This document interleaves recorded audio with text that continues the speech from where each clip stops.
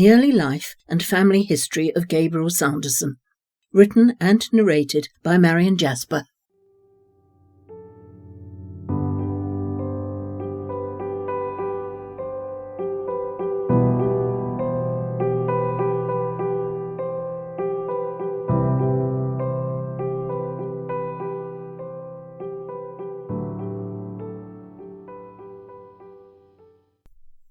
Hugo and Freya Olsen eked out a very meagre living on their rented small holding on the barren uplands on the outskirts of Vallon, which was originally a copper mining town in Sweden.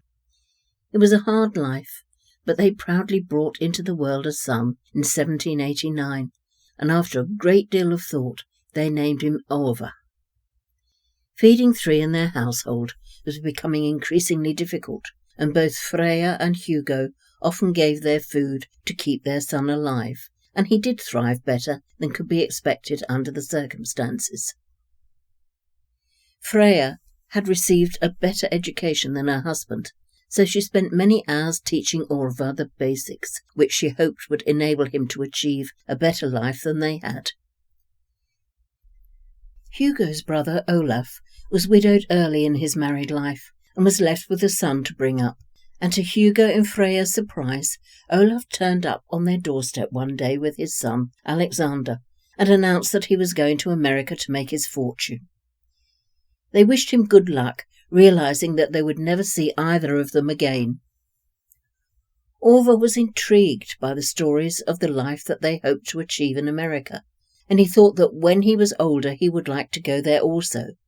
But he was only 5 years old, and such a decision was not yet his to make.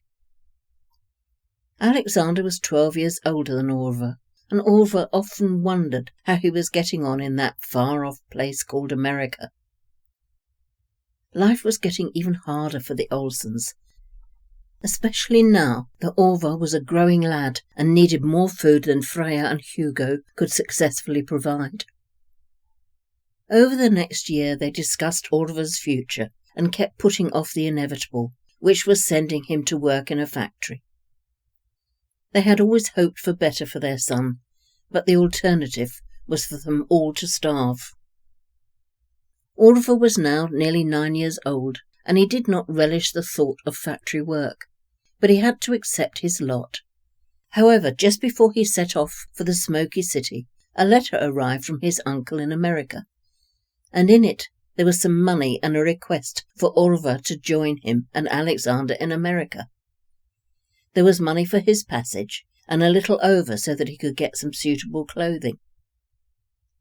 They had only been in America for just over 3 years, but had been lucky enough to set up a trading post just outside an army barracks, and trappers brought their pelts to them regularly, and with that money bought many items the trappers considered luxuries.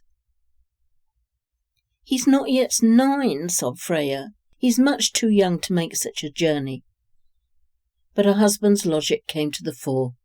"Freya, would you rather he went into the factories and worked hard at his young age and breathed in the fetid air and fibres flying around, or get crushed by one of the machines?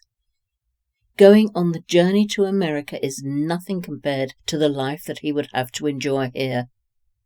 It's going to break my heart to see him go, but we both always wanted better for him than we have been able to give him," said a very sad Hugo. "I know you're right," said Freya. "We have never been able to give him the education that we always dreamed of for him, and it may be a mother's pride, but he has always been more intelligent than many of his age. Perhaps he will be able to make something of himself in that country. I'm sure that your brother would treat him well, and his cousin will look out for him." Freya did get some material and made some suitable clothes for him, and they also made the long journey to a shipping office and booked his passage. There had been enough money for a slightly better voyage, but Orvar felt that it could be better used for his parents to have a little more food, although it would not last them very long.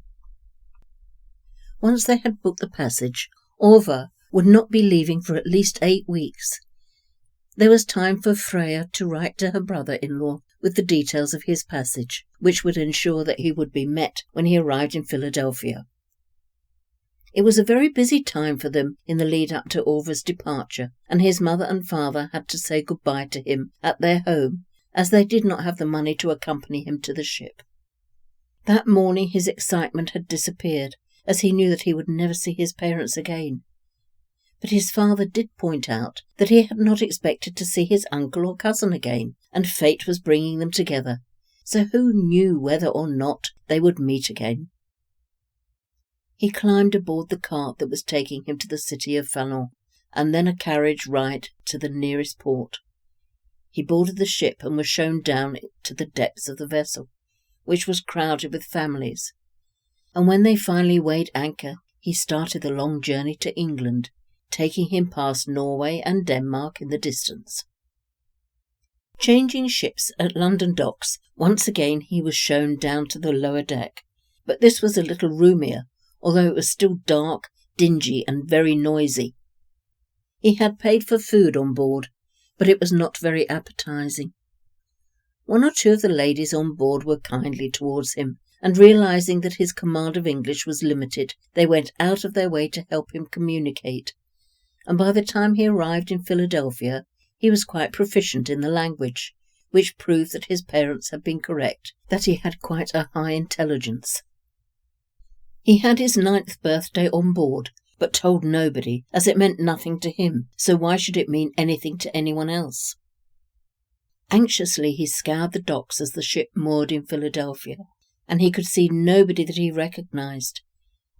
But he was recognized by his cousin Alexander, and as Orva disembarked, he could hear his name being called, and with great relief saw someone who had to be his cousin. "You look very travel-weary, young Orva," said Alexander kindly, and that kind voice speaking in his native language brought tears to his eyes. "I've got us booked into a small hostelry before we make our long journey to my home, and I think a hot bath and some warm food would be in order." Orva still hadn't said anything to his cousin, but he smiled up at him as they walked from the docks and into the town.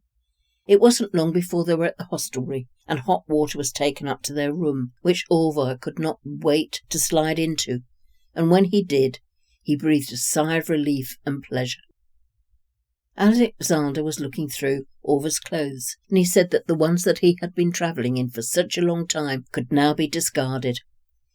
"You can wear your other ones, and when we reach home we have plenty that you can choose from." "Really? I've never had ones that I could choose from before," said Orva. "I can't say that we have lots of money, but there is more than enough to dress you properly," said Alexander. Orva was luxuriating in the water when there was a knock at the door, and a servant came in with food for them both and beer for them to drink. "That water must be getting cold, Orva, and so must your dinner," smiled Alexander. It was a treat for him to have a proper hot meal. It had been many weeks since he had experienced a decent meal, and it almost brought tears to his eyes. Alexander was watching him closely, and thought back to when he was just 9 years old, and much as he had no mother by then, he had no need to leave his home in search of a new life without his father. He and his father had discussed their future, and not had moving to America thrust upon them. "Do you think that it would be possible to write to my parents to let them know that I have arrived safely?" asked Orva. Alexander knew that it would not be cheap to do that, but it seemed important to Orva, and so he said that it would be an easy task. He suggested that he had better do it that night, so that they could make sure it was sent immediately on the next ship. "It won't be a long letter," said Orva, realizing that it could be costly. "I didn't realize that your parents could read, or that you could also," said Alexander.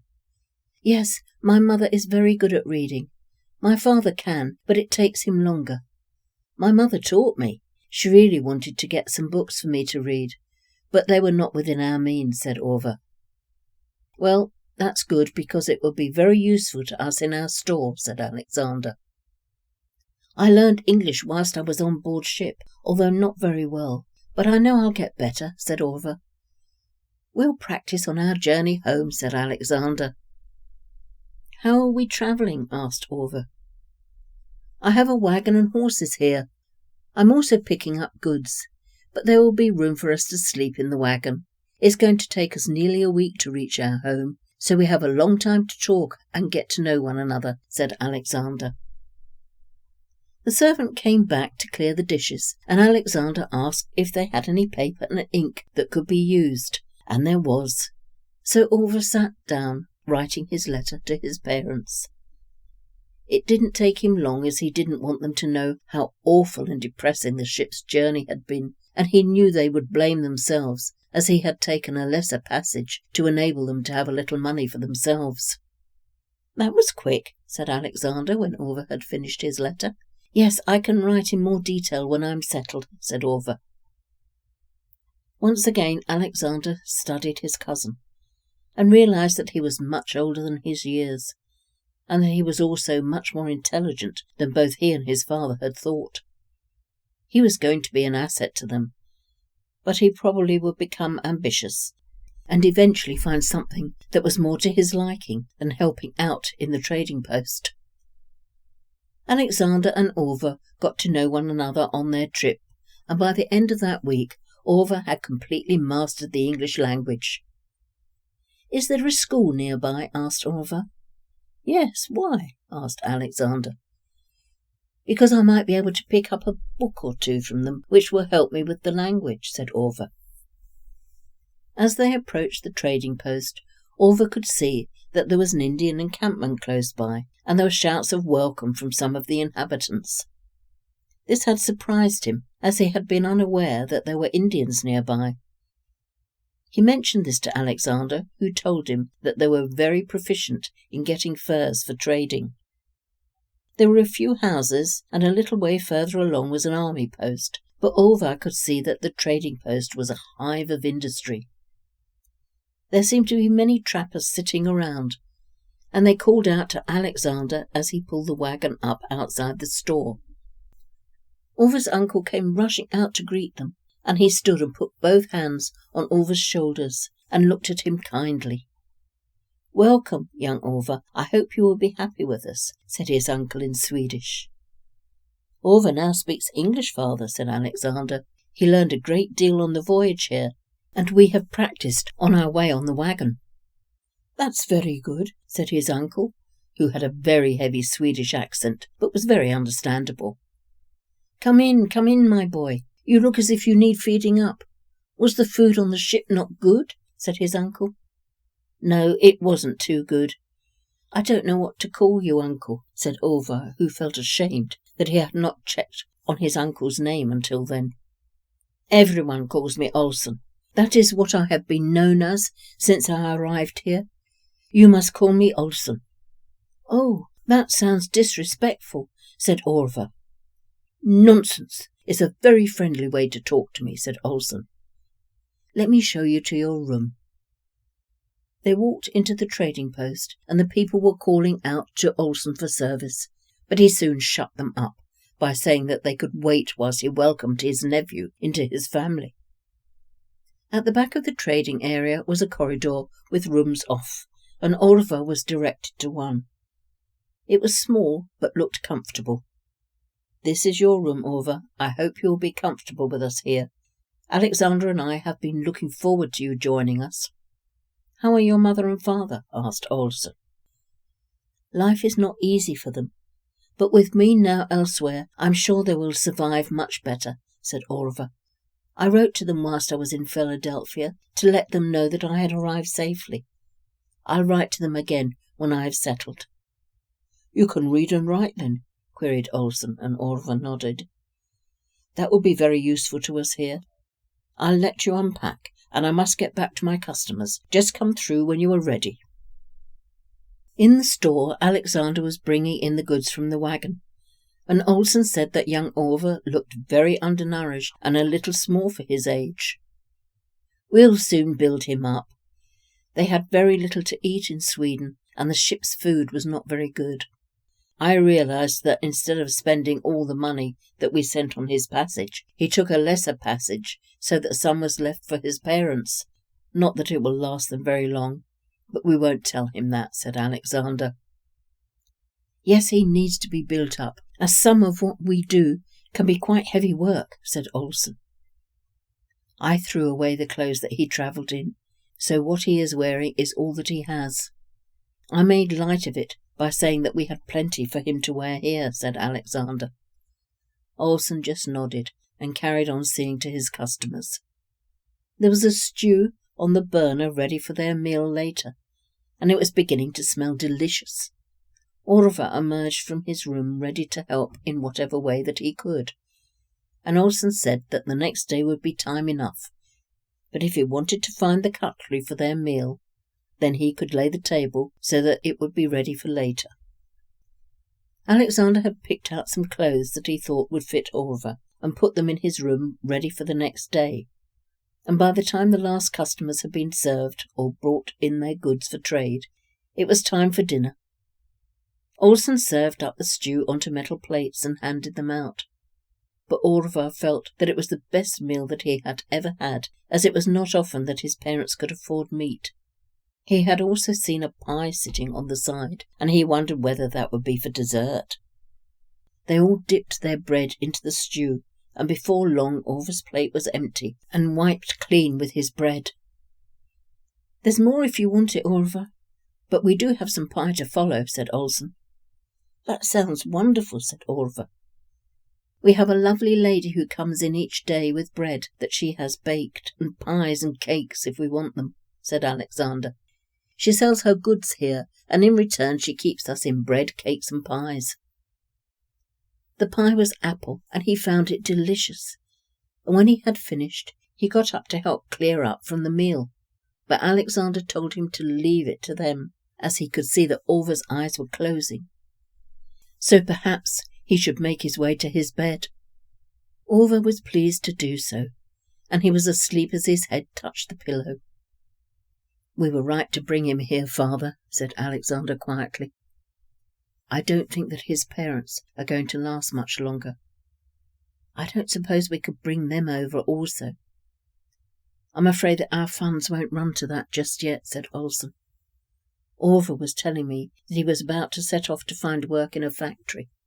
There was no alternative for him until your letter arrived. But I have no idea how his parents are going to survive. We won't mention that to him, though," said Alexander. "No, this is the beginning of the rest of his life," said Olsen. Over the next few years, Orvar became known as Arthur, and he grew in stature. He was well liked by all around him. He had managed to talk anyone who worked at the school into letting him borrow any books that they had, and he could often be found with his nose in a book on his time away from the store. Alexander and Arthur were often seen together. Alexander looked older than his years, and Arthur looked slightly younger than his years. They were often mistaken for father and son, and he was often referred to as Xander's son. Arthur wrote to his parents on occasion, and there were times when he received a reply. But when he had been there for 3 years, all his letters were unanswered. He was not a fool, and realized that his parents no longer survived. Olsen tried to comfort him by saying that they had had a few years more because he was with them in America. Alexander, or Xander as everyone called him, said that at least he had them as a family, and he had forgotten a time when he hadn't been with them. Arthur was fascinated by the Indian tribe which stayed nearby, and he could often be found amongst them. He was beginning to learn their language, and had been welcomed into several of their teepees. Another place he enjoyed visiting was the army post. He made several friends there, and although he was only 12 by that time, he really felt that it was a route that he would eventually like to take. But that was for the future, and at present he was enjoying being at the trading post and meeting all the various people that visited each day. "It's about time you got married," said Olsen to his son. "What about that nice little lady who sometimes runs the school?" "Our life is too rough and ready for her," said Xander. "I need somebody who can stand up to the people who come in here." "Well, 1 or 2 families are arriving on occasion. Perhaps there is somebody there. Or, of course, there are always those at the fort," said Olsen.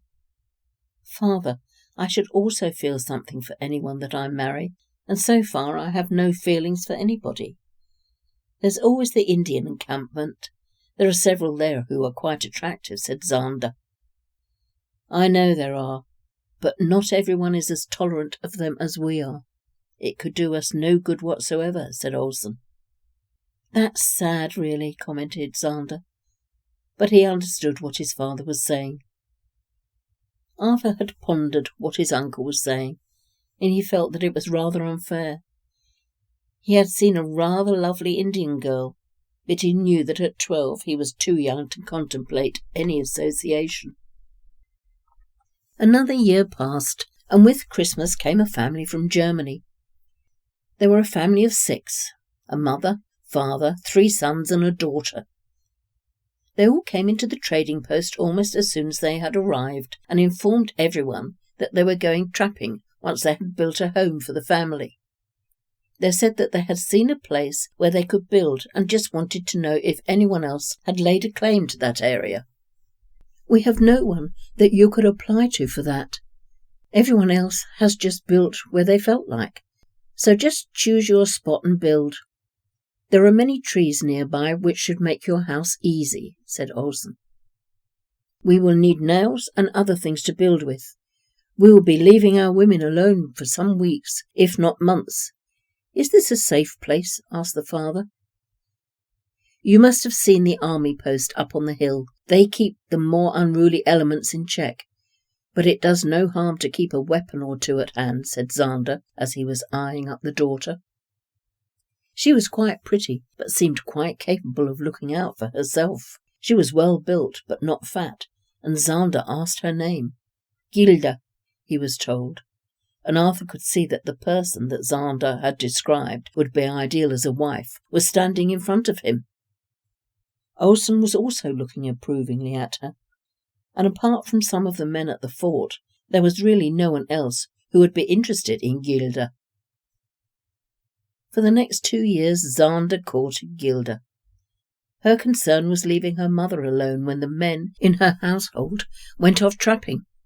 But that was solved eventually, as her father had decided that he should now stay at home and cultivate some land so that they could be self-sufficient. The 3 sons would continue trapping and only return when they had enough pelts to sell on at the trading post. Zander and Gilda were married, and she moved into the trading post with them. She was well able to deal with some of the uncouth elements who came to the post and kept Olsen, Zander and Arthur clean and in order. Gilda's family home was now full of crops, chickens and a few goats, so there was always fresh food available for sale in the trading post. In fact, the Olsen trading post was gaining quite a name for the variety of goods on sale. A 15-year-old Arthur was spending a great deal of his spare time either at the army post or at the Indian encampment. He kept the books of the trading post in meticulous order and was often employed to write letters for those who were unable to do so. He was a very popular figure, and people still believed that he was Zander's son, although the age factor meant that it was an impossible situation if anyone had really thought about it. Well, Arthur, you've been with us for 6 years now, and you have done a wonderful job for us. You know that I care for you as if you were my son, and Zander truly thinks of you as a brother. But I know that your ambitions lie elsewhere. What do you really want to do with your life? Asked Olsen. I have watched the men at the fort, and I know that I could do well in the army. Many would think that it is a strange route for me to take, but I see so much there that I would enjoy. There will be times when there is excitement, and I know that there will be others when it could become a little boring. I think that overall there would be more excitement than boredom, especially for me. I have studied the routine at our fort, and I have watched the corporal and sergeant, and that is what I would aim for in the beginning. If I make this a career, I want to move up the ladder. I would not want to remain a private for the rest of my life, said Arthur. You have ambition. You will do well, said Olsen. Arthur saw the sergeant the following day, and his advice was to return on his 16th birthday, and if he still wanted to join, then he would guide him. Arthur returned to the trading post a little disappointed, but Zander pointed out that it was very wise to give it even further time to think about such a career. Time seemed to be passing slowly for Arthur, until finally he reached his 16th birthday, and both Olsen and Zander went with him to enlist. The soldier at the desk asked his name, and the sergeant said, "Come on, you know who this is. It's Arthur, you know, Sanderson." The soldier wrote down his name, and that was how the Sanderson name started, and Arthur just accepted that it was who he was, and from that time onwards he answered to the name Sanderson. Private Arthur Sanderson loved the army life. Even marching he did not object to. Practicing weaponry was enjoyable, but his greatest love was riding. Going out on patrol gave him a great deal of pleasure. He got on with most of the other soldiers, but as always there were some bad apples, although he showed great skill in avoiding trouble. 2 years passed, and Private Sanderson showed organisational skills, and he was recommended for promotion, and eventually became Corporal Sanderson. He was very good at guiding men, and was often sent out to calm some of the unrest in mining areas, as well as any problems with Indians. Arthur was frustrated by the lack of efficient command within the army, but he did his job well, and over the following few years he achieved the position of sergeant, and it was noted that the troops that he commanded were the best in the fort. The years were passing quickly, and Arthur was now reaching 23 years old. His abilities were well noted by the army's commanding officers, and he was posted to a fort which it was thought needed a firm controlling hand. Before he left, he visited his cousin and uncle, and he had a mixture of pleasure and sadness at leaving them. Zander and Gilda had 2 children by that time, both boys, who loved seeing their Uncle Arthur in his smart uniform. "I'll write to you whenever I can, and I know that there will be times when I can take some extended leave, but that will be well into the future, I'm afraid," said Arthur. Olsen wished him well and told him how proud he was of him. "Your parents would have been just as proud of you as I am. We will miss you, but this has always been your calling in life, and you know that we will boast about you to all who will listen, and there will be many." It was going to be a long wagon journey to his new post, and Zander and Gilda waved him off on that morning, with Zander fondly remembering back to when he had collected the small 9-year-old boy from the ship in Philadelphia. A tear or two trickled down his cheek, and Arthur had to turn away, as he could not show such weakness to the men that he was travelling with. They eventually arrived in the northern Great Plains, and Arthur noted how dishevelled most of the army personnel were at the fort. It had several Indian teepees outside, and there was a very run-down trading post, which obviously was also a drinking establishment, judging by the sound that was coming from it. "I'm going to have my work cut out here," thought Arthur, as he was shown to where his quarters were. "I'm pleased I have 6 well-trained men with me." There was another sergeant also there, and he had a look of defeat on his face. "I should have been shown to the commanding officer," said Arthur to the sergeant. "We don't stand on ceremony here," said the sergeant. "That I can see," said a tight-lipped Arthur. He had a disturbed night, not just because of the uncomfortable bunk that he had, but also the noise of the soldiers returning late from the trading post. Arthur was up early the next morning and made his way to the commanding officer's quarters. There was a desk in an outer office, but nobody was on duty. He waited half an hour, and eventually a young private came in and seemed surprised to see Arthur waiting there. "The captain doesn't come on duty until around midday, I'm afraid," said the young private, and he recoiled at the severe look of annoyance on Arthur's face. "I see. Then I had better introduce myself to you in the absence of anyone else of a higher authority. I am Sergeant Sanderson, and I and my men have been assigned to this post. It appears to me that it is just as well that we are here. It must be well past time for parade. Where is the bugler?" He's probably still asleep in his quarters. He was on leave yesterday, and most leave is spent at the trading post," said the young private. "I see. Then you had better go and wake him, and get him to call the men to order," said Sergeant Sanderson. A lieutenant sauntered into the room and demanded to know who Arthur was, and he went through his name and title. The young private was loitering, not knowing who to take orders from, and the lieutenant asked what he was doing.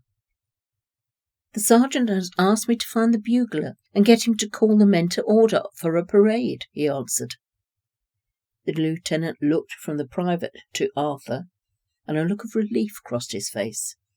"Well, get on with it then. This post needs some discipline, and I believe we have finally got that with you. You have brought some well-trained men with you, I hope," said Lieutenant Meadows. "I have, sir. I have half a dozen who are reliable, I'm pleased to say," said Arthur. "I will back you all the way. I don't think that you will have any problems with Captain Klaus, as long as all is out of his hands, and he can be left to his bottle. Then what we have to do is down to us. I have been fighting a losing battle, and such a battle becomes demoralizing. Anything that you want to do to bring this fort up to a standard that it should be, I will help you with. You will not be popular, and you will have to look to your back. You must warn your men to look out for you, and themselves also. But I do feel that we have the basis of a very efficient army unit here. I would like to see us become a force to be reckoned with," said Lieutenant Meadows. "Thank you, sir. I will do more than my best," said Arthur. There was the sound of a very out-of-tune bugle, and Lieutenant Meadows sighed, but Arthur said, "Right, we start now." He marched out onto the parade ground with the lieutenant and stood waiting for the men to muster. Arthur's half a dozen men were already standing to attention, but the shouts and moans coming from the others were obscene. The names that the bugler was called would make a lesser man blush, and some words Arthur had never heard before. The other sergeant arrived, slightly dishevelled, but ready for duty. The lieutenant was true to his word and told Sergeant Ward to rouse the rest of the men and have them ready for parade in 5 minutes, or they would be put on a charge which would mean docking their pay. Arthur and the lieutenant stood and waited, as did his men, and eventually what could only be described as an excuse for soldiers came onto the parade ground. He and Sergeant Ward finally got them into some form of order, and Lieutenant Meadows walked up and down inspecting them and commenting on what they should look like. "I'll give you 2 hours to smarten up and be on this parade ground in some sort of order where you will be inspected again, and as long as you look respectable and act as such, you will retain your pay," shouted Arthur. "Now, dismiss." It took 2 years, but the men did become a force to be reckoned with. Lieutenant Meadows became Captain Meadows, and he replaced the drunken captain who was originally in charge.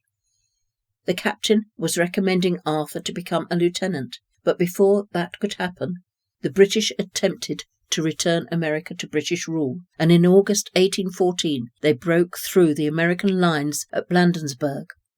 Orders went out for the Washington Navy Yard to be set on fire, but in the ensuing chaos Arthur and his men held, and the British were finally repulsed. The men slowly made their way back to their fort, and Arthur was greeted with the information that in all that time he had been a lieutenant. The trading post was no longer out of bounds to the men, but they were only allowed to visit on their days off, and anyone who went at any other time was punished severely. The owner of the post realized how sensible that was when it became well known that the men of the fort had bravely repulsed the British. The number of Indians congregating around the fort was increasing, and they were down on their luck. They all seemed to be from the Niitsitapi, or Blackfoot tribe as they were known. There appeared to be very few young men with them, just the elderly and women. When questioned, Sergeant Ward said that the winter was going to be very severe that year, and the Indians knew it, so they felt it was better to be near an army post and trading post than stuck out on a limb with no prospect of food. "What food will they get here?" asked Arthur. "The slops that we throw out, and what the trading post cannot sell," said the sergeant. "That is better than starving." "That could kill them," commented Arthur, and the sergeant just shrugged his shoulders. "Surely they are capable of hunting," said Arthur. "They are old and women. The young men who are there just like their drink, and are rather useless," said the Sergeant Ward. "If they are on our land, then surely we have a responsibility towards them. I don't mean that we have to give them our meat, but surely they can keep themselves alive with flour and eggs and maybe some vegetables. Have we not shown them how to grow vegetables?" asked Arthur. "They taught us how to grow vegetables. I'm afraid that we have the dregs of the Blackfoot tribe here. Others live elsewhere and are quite self-sufficient. They come in on occasion with pelts to be sold, and they buy goods with that. One or two of them give to those camped here," said Sergeant Ward. Captain Meadows and Arthur often visited the Indian camp, and on one occasion they noticed a very pretty young girl who could be no more than 15 years old. She looked a little undernourished, and Arthur made a note to ensure that the family had some food supplied to them. The weeks passed, and he eventually found that her name was Clear Dawn, and he often spent time talking to the family, and he managed to learn some of the Blackfoot language. It was a severe winter, and many did not survive the cold blasts from the north. Arthur was saddened because the Blackfoot tribe had survived many a cold winter, but those around the fort seemed incapable of helping themselves. Arthur wondered whether the demon drink had led to this. On occasion the young men of the tribe visited their relatives, but it was obvious that they were not pleased with what they had become. "Do you want to buy her?" asked Clear Dawn's father. "Won't cost you much." Arthur was shocked. "I don't buy my women. You should not even think of selling your daughter." Back at the fort, Arthur told Sergeant Ward what he had been asked. "She's not going to have a good life. He's going to offer her to every Tom, Dick and Harry, and she will be treated very badly." "What was he asking for her?" asked the sergeant. "I don't know. He didn't say. He just said that it wouldn't be much," said Arthur. "Well, if it isn't much, then perhaps you should rescue her from her father. She is very pretty, but I'm not sure what you would do with her, apart from the obvious," said Sergeant Ward. Arthur pondered on the dilemma. He did not like the thought that Clear Dawn would be subjected to all types of drunken abuse. How could he resolve the problem? Why did he feel that it was his problem to solve? But he did because he liked the look of Clear Dawn, and he knew that under different circumstances he could live with her. He was off duty the following afternoon, and he went to see the owner of the trading post. He had got to know him quite well, and he felt confident in telling him of his dilemma.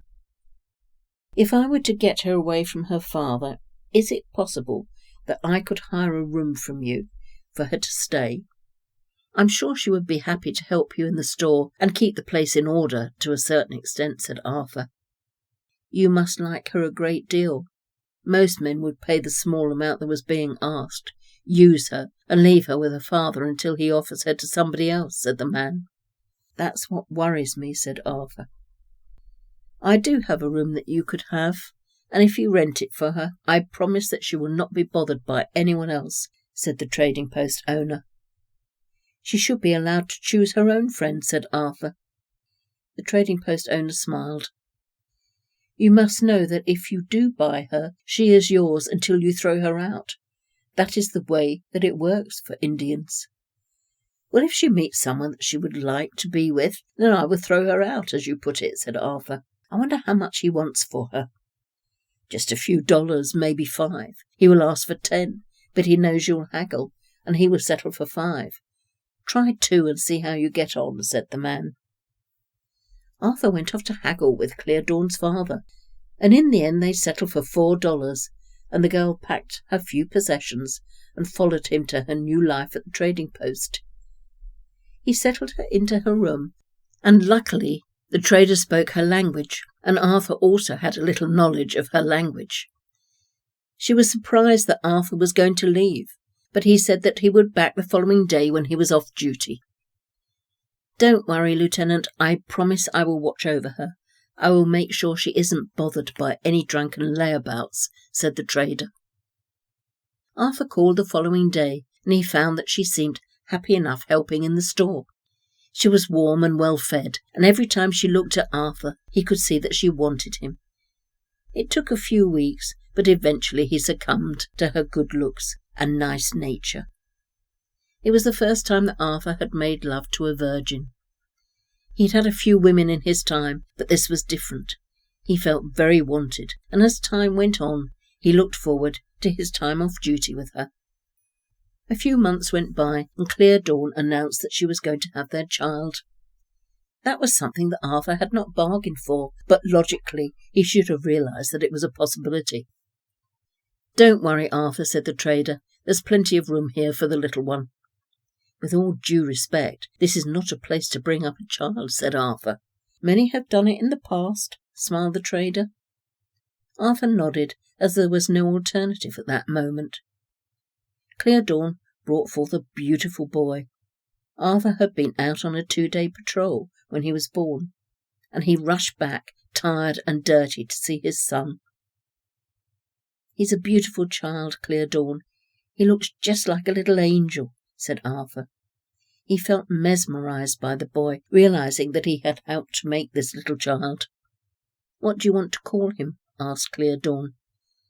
Arthur pondered for a moment, and then said, "He's definitely just like a little angel." "I know, let's call him Gabriel, after the angel. Yes, Gabriel, that's what we'll call him." 18 months after Gabriel was born, Arthur was assigned to another army post. It was just on the borders of the Blackfoot territory, and it was a much bigger fort. He told Clear Dawn that he would sort out somewhere nice for her and Gabriel to live, and send for her when it was arranged. Clear Dawn looked disappointed and worried, but he reassured her that her home there was safe until he could make her comfortable elsewhere. The trader promised that he would look after her and send her on her way when all was ready for her. Arthur was true to his word. At the new post there were small houses for rent on the outskirts of the town.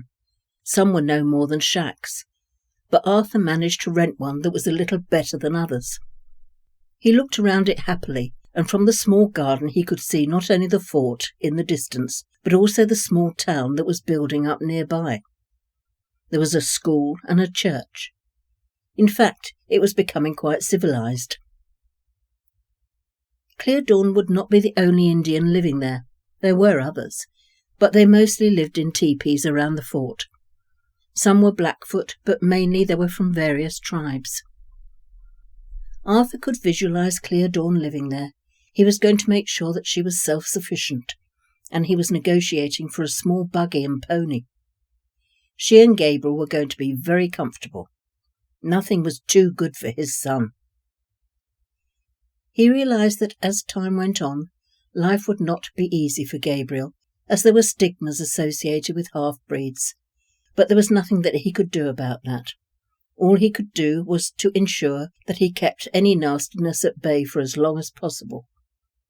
He was keen that he had a good education, which would set him up in good stead for the future. Clear Dawn was delighted with her new home. At first she thought that Arthur would be living with her, but he gently explained that his position in the army meant that he would have to live at the fort. However, he would visit her as often as possible. Gabriel was walking and looking into everything.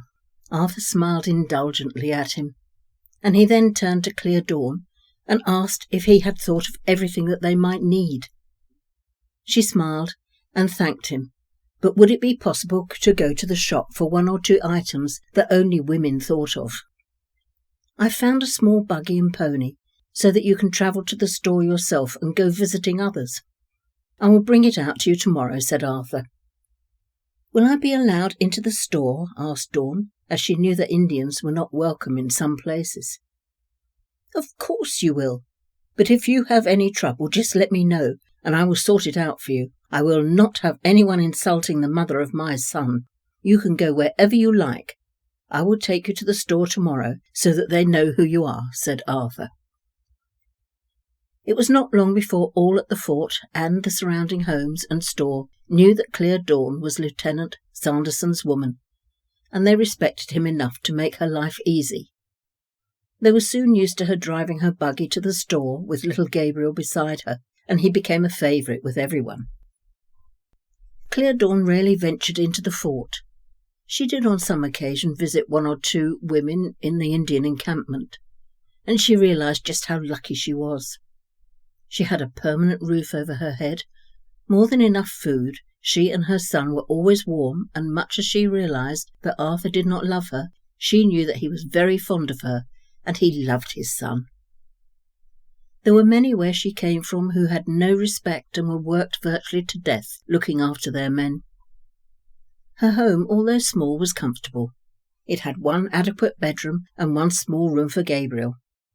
The main room incorporated cooking facilities, a small dining table, a couple of comfortable chairs, and storage for food. It had a well in the garden and a stable for the pony. There was a small, open-sided, covered place for the buggy. They had a goat for milk and half a dozen chickens for eggs, or to roast when necessary. Clear Dawn cultivated a patch of ground for a few vegetables, and she was very keen on growing herbs both for seasoning and healing purposes. With all that she was organising at her house, she was kept very busy. One day Arthur turned up with some plants, as he said that she should have something pretty in her garden, and he helped her to dig the holes where they placed several rose bushes, and some freesias and violets. Clear Dawn looked at him when they had finished. She knew that she loved him, but all she could see in his eyes was happy indulgence. The only love that she could see in him was for his son, but she settled for that. He was good to her, which was more than many women had. As Gabriel grew older, Arthur spent a great deal of time teaching him to read and write. He would turn up each week with a book for Gabriel's collection, although he knew that he was still too young to read them quickly. They played a little game of writing small notes to one another whilst they were apart, and when Arthur visited, they would sit and read what they had written whilst Clear Dawn got their meal ready. Sometimes Arthur had to be away for some weeks on special patrols, and both Clear Dawn and Gabriel counted the days until he returned, and his first call would be to see them. He was a very dutiful father. When Gabriel was approaching 5 years old, Arthur informed Clear Dawn that he had enrolled his son in the local school. It was only a 15-minute walk from their home. Gabriel was quite excited. He did seem to have a craving to learn.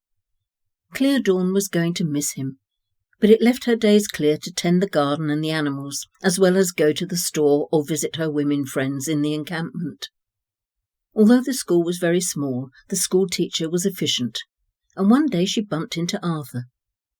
"Lieutenant Sanderson, I know that I should probably talk to Gabriel's mother, but I am not sure that she would understand what I am trying to tell her," said the teacher. "What's the matter? Is Gabriel being difficult?" asked Arthur.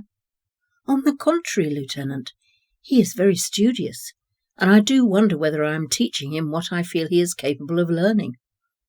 Gabriel is not frightened of asking questions and thinking further than the answers that he receives," said the teacher.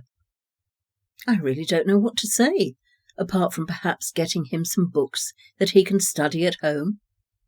When he is older, I will of course arrange for a place for him at university, but at the moment all I can do is encourage him, and perhaps we could think about and discuss the extra books that could be useful to him," said Arthur.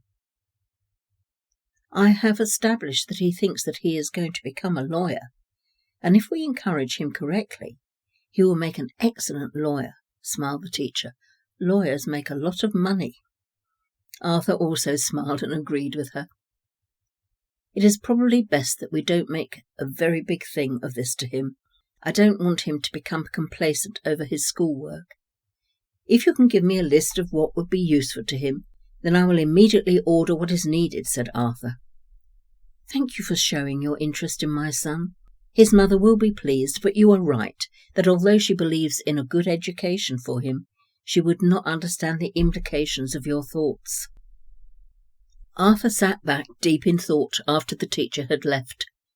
The last thing that he wanted was for Gabriel to lose out on a normal childhood, so it was best that he was not told of the teacher's thoughts. He was pleased that he had fathered an intelligent child, and then he suddenly realised that his mother had also had a part in all this. It took just a couple of days for the teacher to come back with some suggestions for books to further Gabriel's education, and he discussed with her the best place to purchase them. The teacher had contacts in Boston, so she placed the order, and they waited several weeks for the delivery. In the meantime, Arthur talked to Gabriel about his ambitions, and he reiterated that the legal profession was what he would like to follow. Gabriel often called into the fort. He was friends with several boys from there, and whilst he was there, he saw the new colonel who had just arrived to take up his position of commanding officer. He seemed a kindly man who had an equally kindly-looking daughter. Several weeks went by and Gabriel's extra books arrived, which took up much of his time. Clear Dawn could not help him with any of his books, so Gabriel eagerly awaited a visit from his father, who could always help with any questions that he had. There were occasions when Arthur, now affectionately sometimes known as Art, and the colonel's daughter, Magda, spent time together. She was pleasant enough, and Arthur liked her, but that did not stop him spending his days off with Clear Dawn and Gabriel. One day Arthur was called in to see the colonel. "I've noticed that you and my daughter are spending some time together. I have always treated your daughter with respect, sir. I hope you're not accusing me of anything else," said a concerned Arthur. "On the contrary, I am hoping that there could be a future in your association with Magda. She needs a husband, and she seems to be quite enamoured of you, and you seem to have a good relationship with her," said the colonel. Arthur stared at him in amazement. "I have not thought about such an association, sir. You may not realise that I do have a son, and I am responsible for his mother.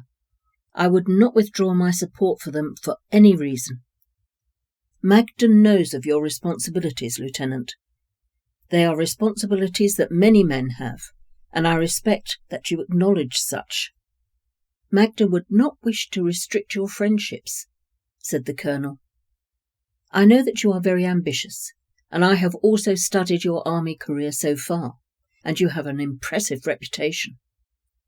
Magda is also ambitious and would encourage you to achieve further promotions in your chosen career.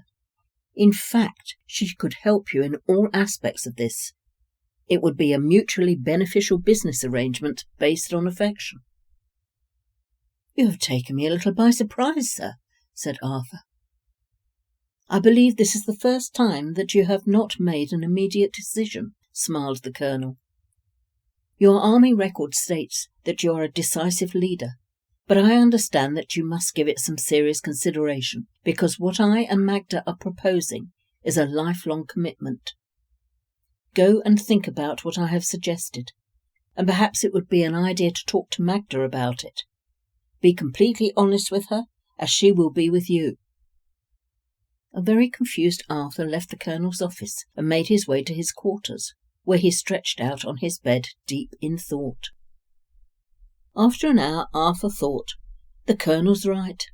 This is something that I must talk to Magda about, and I will be completely honest with her.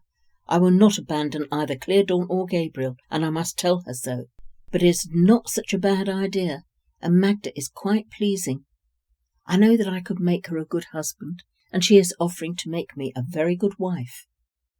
If I do this, I will be completely honest also with Clear Dawn." Arthur approached the colonel's quarters, but before he could knock at the door, it was opened by Magda, who smiled at him and invited him in. "I know that my father has approached you, Lieutenant, and I hope that it was not too much of a shock for you.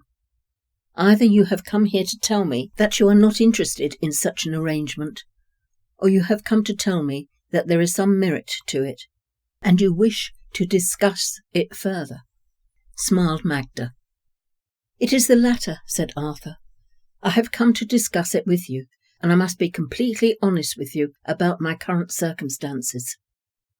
"There is no need, Lieutenant. I know about your lovely Indian lady and your very intelligent son. Many men have such associations, but they are shallow enough to deny such when they marry. I know that you support them and will do for as long as they need it, which could be the rest of their lives. I would have no objections to that. In fact, I would encourage it. It does not mean that Clear Dawn and I would become the best of friends. I think that would be taking it a step too far. But I would not turn my back on either your son or Clear Dawn. They are part of your life and will remain so. They would not be part of my life, apart from knowing that they are your other family, said Magda. If we do come to this decision, then I must also be honest with Clear Dawn. I would not want to deceive her, and I would not want to insist that she moves elsewhere. She is comfortably settled in a small home, and I would not want to disrupt that arrangement. I care for her, and I love my son, and I cannot change how I feel. I do not think that she will be too surprised, but I do not wish to hurt her more than necessary, said Arthur. I respect all that you are saying, and may I think that once you have told Clear Dawn the situation, then we can announce our engagement, said Magda. I always imagined that when I proposed to a lady, I would be on one knee offering a ring to that lady, but I think that we are past that. Yes, Magda, once I have told Clear Dawn, we will be able to announce our engagement. I do not want her to hear it from anyone else first, said Arthur. My father will be pleased for me. He thinks a great deal of you, Arthur, and he knows that you will make a good and loyal husband for me, said Magda. He left the Colonel's quarters and pondered on the wisdom of what he was doing. He thought that when he woke up that morning he had no idea that he would be ending the day an engaged man. Life is very strange, he thought. Gabriel was approaching his 12th birthday. Arthur and Magda had been married for 6 years, and their marriage had saddened Clear Dawn, but she had accepted that it was the way life was for her, and she knew that she was luckier than many other women in her situation. Arthur visited Gabriel and Clear Dawn every week when possible, and he was always very kind to Clear Dawn and encouraged Gabriel in his ambitions. Gabriel noticed that one of Clear Dawn's male relatives had visited her on a few occasions, and as his birthday drew near, his mother commented that by this time in life the boys of the tribe became men, and their allegiance transferred to the men of the tribe. "Why are you telling me this?" asked Gabriel. "Because you can take that step and go to our people and be trained as a man," said Clear Dawn. "Surely it means that my father takes on that role, not your people," said Gabriel dismissively. "I'm not sure that he would take on that role," said Clear Dawn quietly. "Of course he would. He does that now. There is no need for anyone else to take that role," said Gabriel. Gabriel was looking forward to his birthday.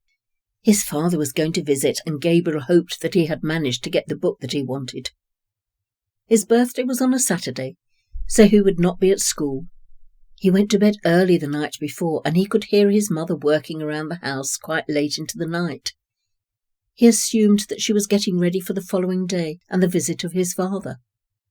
Gabriel woke early, and the house was quiet. His mother was obviously taking a well-deserved rest, so he would stay in his room for a while so that he did not disturb her too early. He lay on his bed and thought about what he would be doing that day. He frowned as he still could not hear his mother, and it was getting late.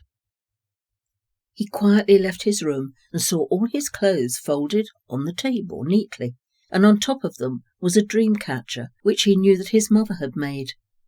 He turned and saw that his mother's bedroom door was open, and her bed was empty and stripped of its bedclothes.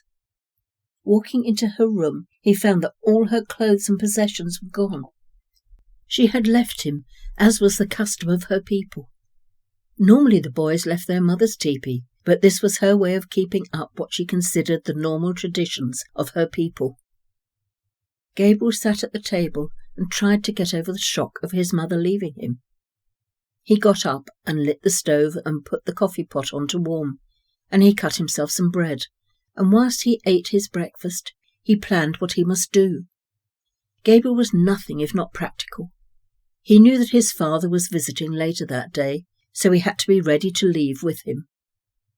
He pulled the buggy near to the house and began carrying his books out to it and packing them neatly on the floor behind the front seats. He put his clothes on one of the back seats. He was going to catch the chickens later and put them in 2 cages and tie them onto the back of the buggy and tie the goat onto it. There were eggs lying around the ground, which he picked up and put in a dish and put them onto a seat padded with some of his clothes. Back in the house he looked around for anything that was perishable and found butter, jam, flour and some bacon, which he packed in 2 large baskets and left them in the house until he was ready to leave. He groomed the pony and milked the goat and put that with the rest of the food.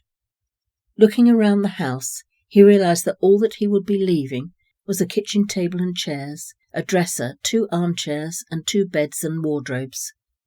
It made him realize that he and his mother had lived with very few possessions. His possessions were his books and now his dream catcher. He sat outside reading and waiting for his father to arrive, and when he saw him in the distance leaving the fort, he got up, and it didn't take him long to catch the chickens, harness the pony and tie the goat to the back of the buggy. He went back into the house and carried out the food and placed it carefully on the front seat, packing it around with some clothes. Arthur drew closer and could see Gabriel now sitting outside his house again, and he could see that the pony and buggy were packed, and the goat tied onto the back. He knew that something was different, and had an idea what it was. As Arthur drew up and dismounted, Gabriel slowly got up and walked towards him. "You seem packed and ready to leave," said Arthur. "Yes, my mother has gone back to her people," said Gabriel starkly. "Did you not want to go with her?" asked Arthur. Gabriel frowned and looked slightly surprised. "They are not my people." "Of course," said Arthur. "Have you everything that you need?" Gabriel nodded, and Arthur just said, "Come on then, shall we go?" Without another word, Gabriel climbed up onto the buggy, and Arthur mounted his horse and they left, making their way to the fort. Gabriel did not look as his home of the past 10 years disappeared from view. This was now his future. Arthur and Gabriel swept into the fort as Magda was talking to some of her women friends outside her quarters. She stopped mid-sentence, and her friends watched as she slowly made her way over to where Gabriel had pulled up in the buggy. Magda was not foolish, and she was well aware of some of the traditions of Indian tribes, so she immediately knew that Gabriel would be living with them for the foreseeable future. "Hello, Gabriel," she said. "Have you come to live with us on your birthday? Good heavens, you have a lot packed into your buggy." Arthur smiled gratefully at Magda. "Yes, I brought many things, including some perishable items. I don't know what we would do with the chickens or the goat, but they could not be left with nobody to care for them," said Gabriel. "That's good. You have done the right thing," said Magda. Arthur called a soldier over and told him to take the livestock over to where the chickens, goats and other animals were kept, and when this was done, Gabriel drove the buggy over to his father's quarters, and he, his father and Magda began unloading and carrying it all into the house. Magda made the small spare room ready, and she was thoughtful enough to use Gabriel's own bedding. It was clean, and she felt that he would be more settled with familiar items. "We must get you some shelves for all your books," she commented. "Thank you, you are very kind," said Gabriel, who was suddenly feeling the loss of his mother. "When you have sorted out some of your belongings, come through as supper will soon be ready," said Magda. Arthur was looking at her and acknowledging just how perfect a wife she was. "In all that we have had to do, I forgot to give you your birthday present, Gabriel," said Arthur. "Thank you, Father," called Gabriel from his new room. "What is it?" "I think you know what it is, but you should come out here and find out if you are right," said Arthur kindly. Gabriel emerged from his room and eyed the parcel that his father was holding out to him. "Thank you," he said again as he unwrapped the present, and it was the book that he really wanted. He fingered it happily and said that he couldn't wait to read it. "Well, you'll have to wait a little while," said Magda with a smile. "Our supper is now ready." Magda did wonder whether Gabriel had been trained in table manners, but she had no need to worry as he knew exactly how to behave at the table, and she breathed a sigh of relief. "Thank you for thinking of bringing your food with you, Gabriel," said Magda. "I must say that the jam looks delicious." "Yes, my mother made it from the fruit from our own fruit bushes, and I have always found it delicious. She also made the butter, and I hope you enjoy her bread," said Gabriel. "We will also find the eggs very useful," said Magda.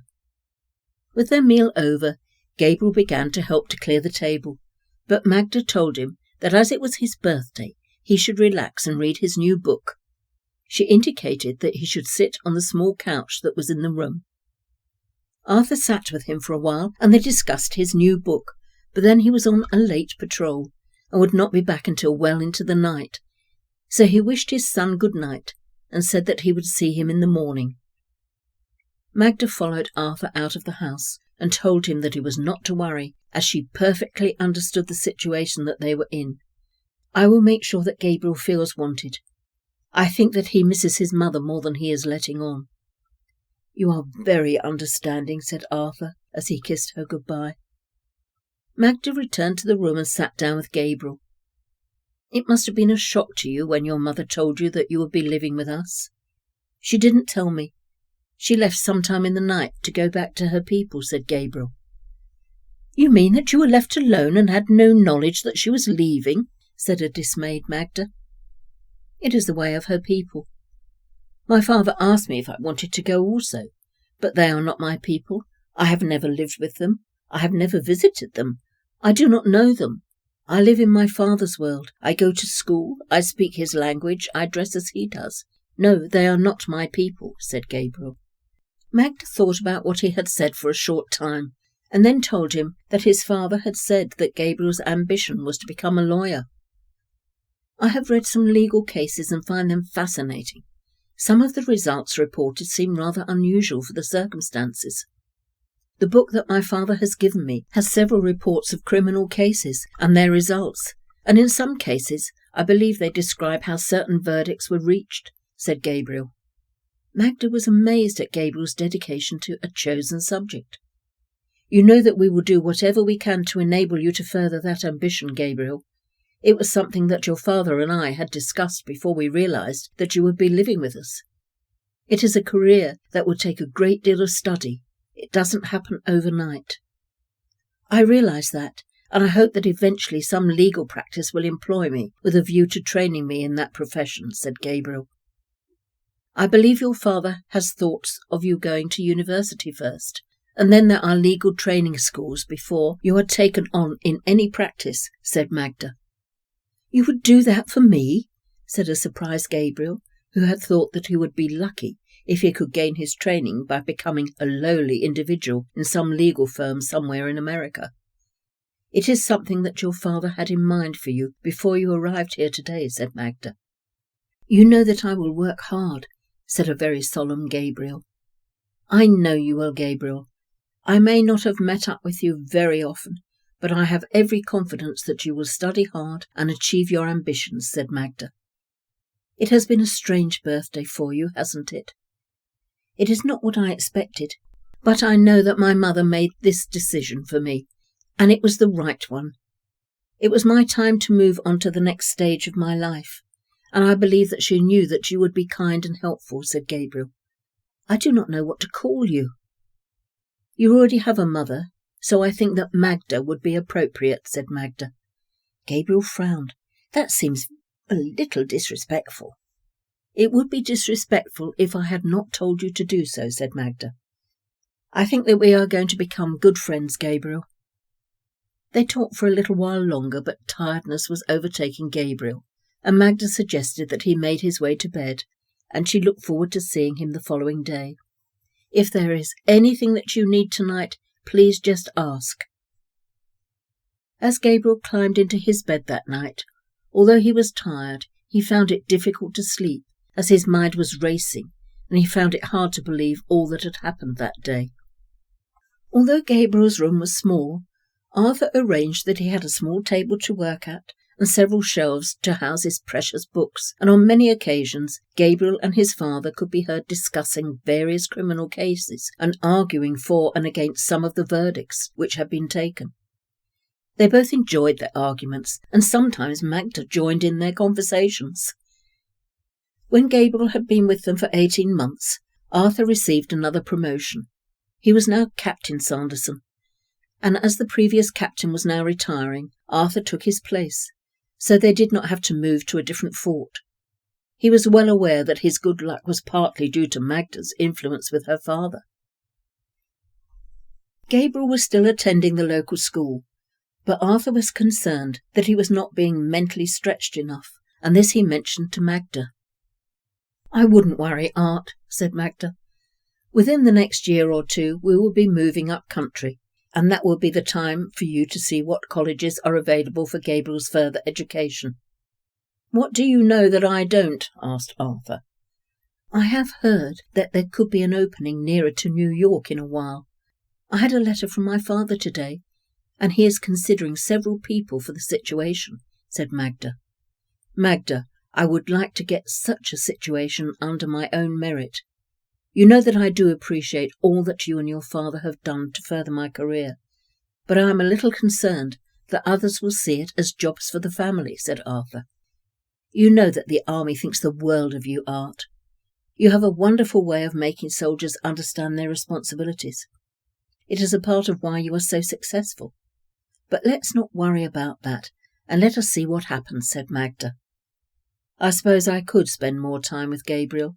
I do enjoy our analysing some of the legal situations that are reported," said Arthur. "You really don't have the time, Art, but I do. Do you think that he will accept me helping him, or do you think that he will think that it is interfering?" said Magda. "He would love it, Magda. He loves stretching his thoughts and would enjoy your joining in," said Arthur. 6 years had passed, and Arthur had achieved the rank of Major, which meant they were posted to an area nearer to New York. Gabriel had excelled at the daily college that he attended, and then finally achieved great results from university. Near where Arthur and Magda lived was a large legal practice, and with some persuasion, Gabriel was given a chance to further his legal ambitions within that company. He found the work boring, as he was only given leases and rental agreements to check to ensure that they had been drawn up correctly, but he hoped that it would eventually set him on the right legal path. Gabriel was nearly 20 years old, and he still spent most of his time reading. Arthur and Magda now lived in a rather charming house, and Gabriel had the room to study. Magda was entertaining some of the men's wives one afternoon, and with them was a young girl who was a distant cousin of one of the ladies. She had been introduced as Molly O'Brien, and had just arrived from Ireland. Her parents had rented a small holding, but had suffered the ravages of the potato famine, and both had succumbed and sadly died. Her older brother was attempting to carry on, but he felt that it would be safer for Molly to travel to her distant relative in America, where hopefully she would remain fit and healthy. She was intelligent enough to gain employment as a governess, but as she had only arrived just a few days previously, that opportunity had not yet arisen. Gabriel had bounded into the house, and being a gentleman, he acknowledged the ladies before going to his room. As he was about to leave the room, he noticed Molly, and it was the first time that he had shown an interest in the opposite sex. Magda noticed that Gabriel seemed to be taken with young Molly, so she purposely introduced him to her.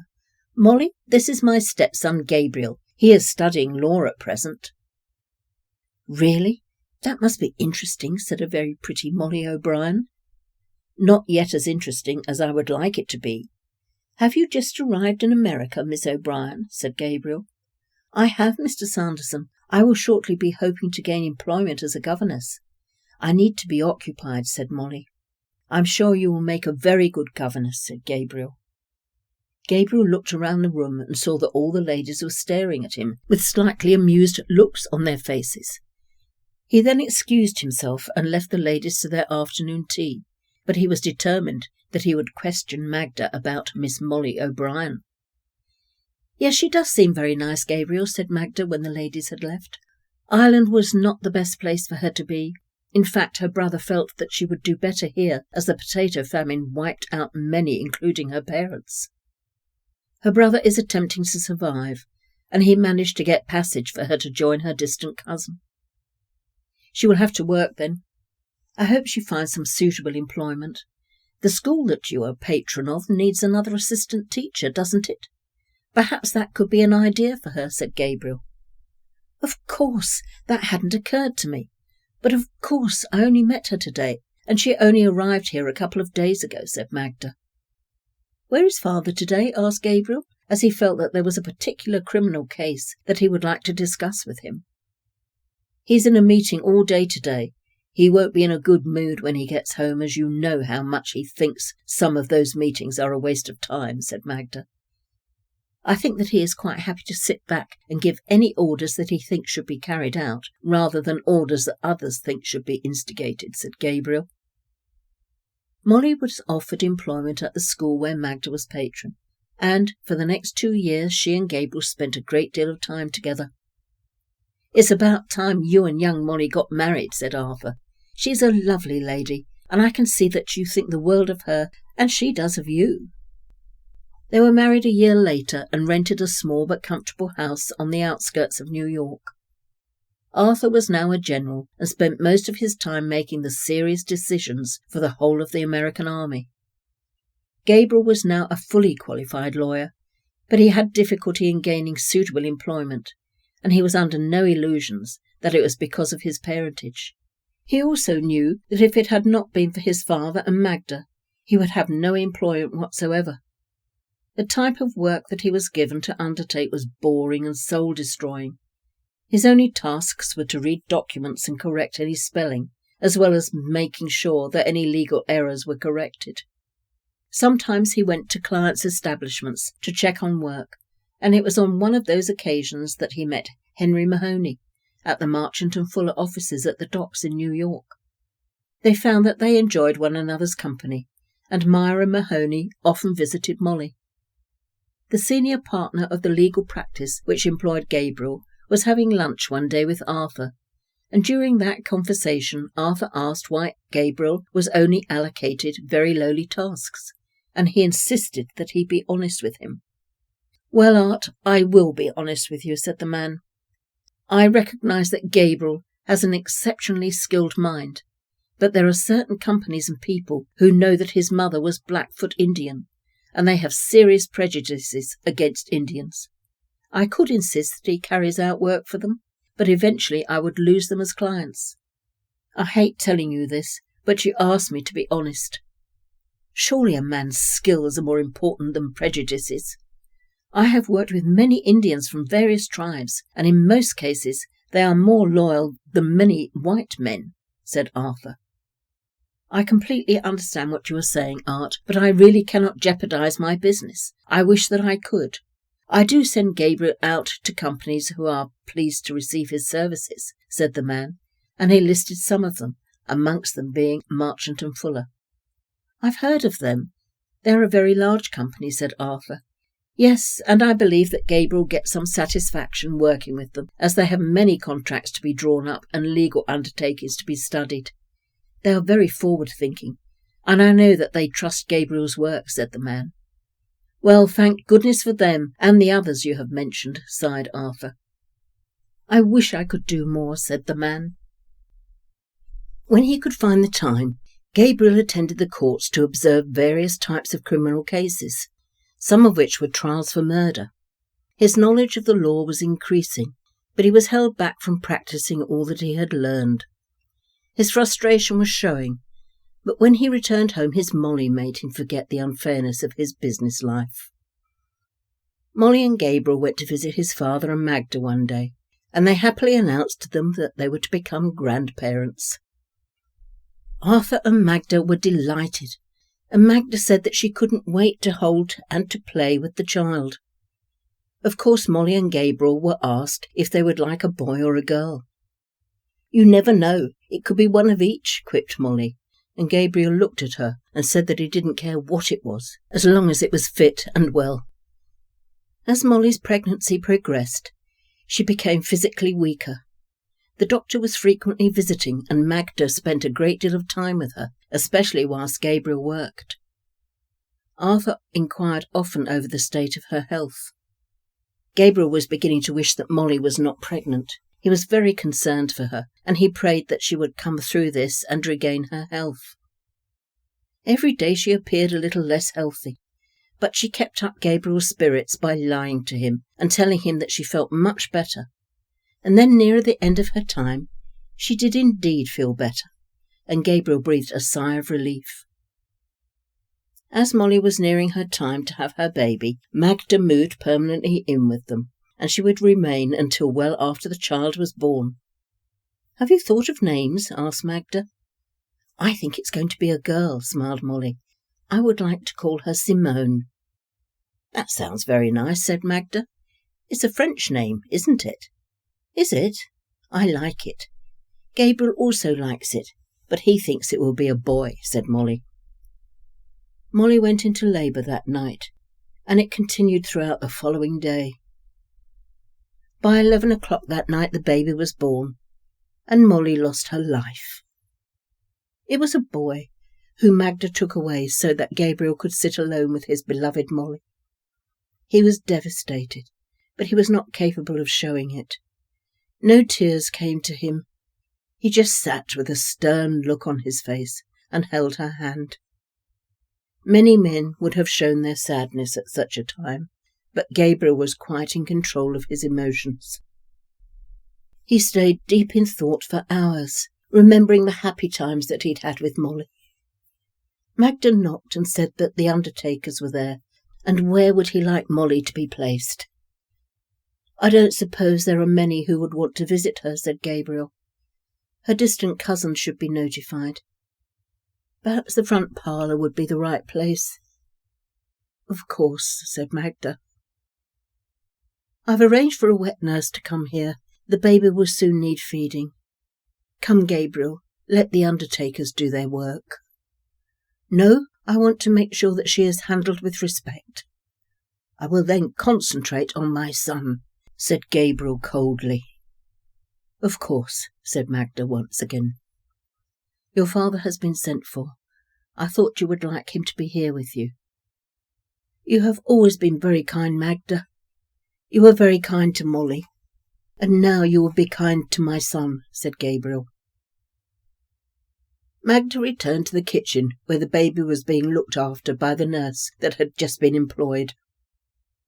Gabriel waited in the bedroom whilst the undertakers gently laid Molly in a coffin and carefully carried her down to the front parlour, placing it on the trestle which they had brought with them.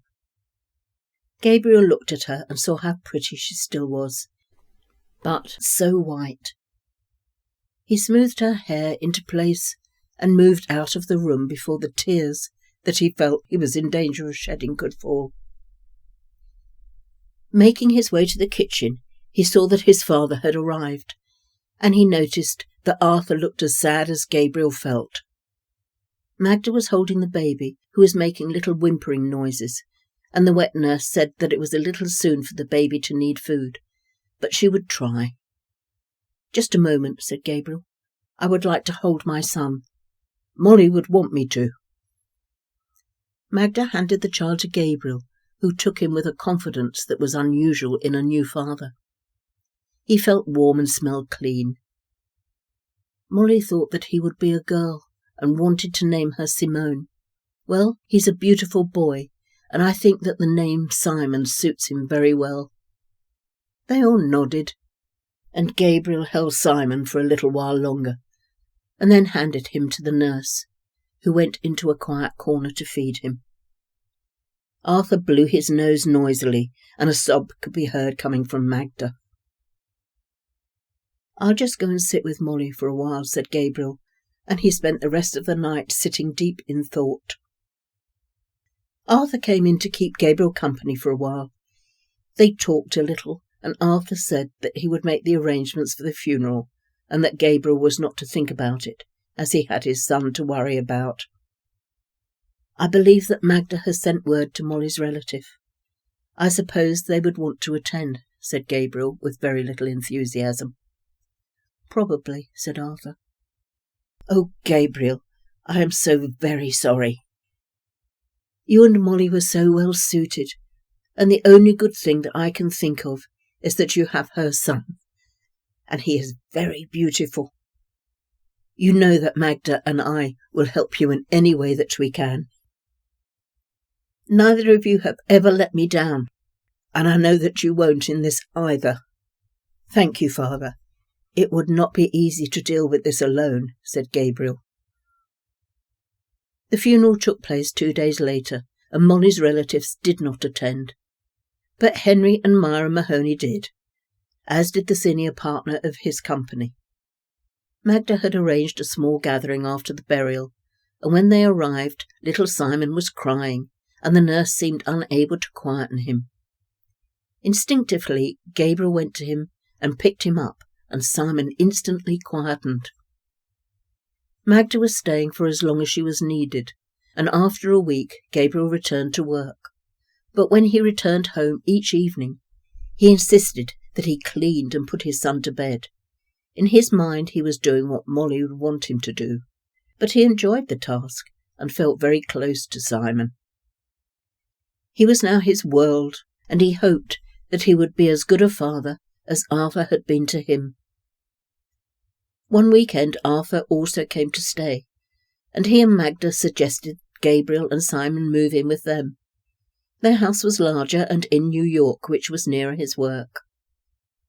I know this is yours and Simon's home, but it would be much more convenient for you to come to us, said Arthur. I will be able to look after young Simon while you work, as I do now, but from my home, and it will be easier for you to go to your place of employment from our home. It will become your home, Gabriel. You and Simon are part of our family, and all living together will not only be convenient, but the right thing to do. I will enjoy having young Simon with us, said Magda. How will you feel having a baby under your roof? Asked Gabriel. It is something that neither of you have ever experienced before.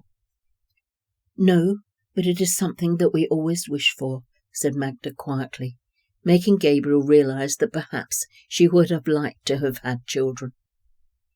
This was Molly's and my home. It is no longer such. It is just a comfortable house now, so it would be no hardship giving it up. In fact, it would perhaps be the best course to take, said Gabriel. There are probably some items that you wish to bring with you, said Magda. You know that we have plenty of room. They were Molly's and my furniture. They now mean nothing. But there are some possessions that mean a great deal to me. Of course my books go with me everywhere, said Gabriel. In fact, I'll start packing them now. Gabriel disappeared into the front parlour, leaving Magda and Arthur in the dining room. I've always said that Gabriel is nothing if not practical, said Arthur. He has a great deal of you in him, Art, said Magda. I just wish that he had a more enthralling job to keep his mind busy during these terrible days. He has surprised me at how dedicated he is to young Simon.